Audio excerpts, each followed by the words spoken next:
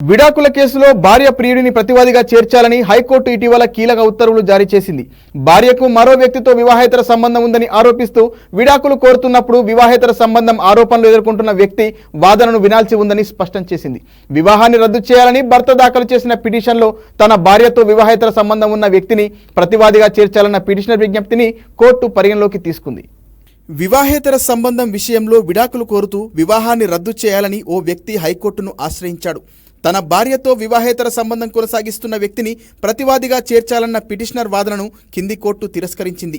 దీంతో ఆ పిటిషనర్ హైకోర్టును ఆశ్రయించాడు. భార్యతో వివాహేతర సంబంధం ఉన్న వ్యక్తిని ప్రతివాదిగా చేర్చాలన్న పిటిషనర్ విజ్ఞప్తిని కోర్టు పరిగణలోకి తీసుకుంది. ఈ పిటిషన్పై జస్టిస్ అలిశెట్టి లక్ష్మీనారాయణ విచారణ చేపట్టారు.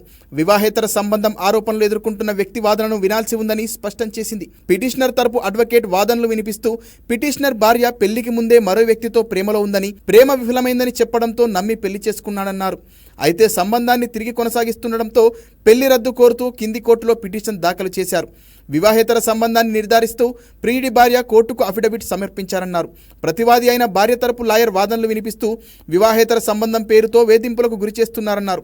స్నేహితులను, కుటుంబ సభ్యులను కూడా కలవడానికి అనుమతించడం లేదన్నారు. ఇరుపక్షాల వాదనలు విన్న జడ్జి వివాహేతర సంబంధం ఉందంటూ ఆరోపణలు ఎదుర్కొంటున్న వ్యక్తి వివరణ ఇచ్చి తన నిర్దోషిత్వాన్ని నిరూపించుకోవడానికి అవకాశం ఇవ్వాల్సి ఉందన్నారు. వివాహేతర సంబంధం ఉన్న వ్యక్తి భార్య ఇచ్చిన అఫిడవిట్ను పరిగణలోకి తీసుకోకుండా పిటిషనర్ దరఖాస్తును తిరస్కరించడం చట్టవిరుద్ధమన్నారు. కింది కోర్టు ఇచ్చిన ఉత్తర్వులను రద్దు చేస్తూ వివాహేతర సంబంధం ఉన్న వ్యక్తిని ప్రతివాదిగా చేర్చాలని ఉత్తర్వులు జారీ చేశారు.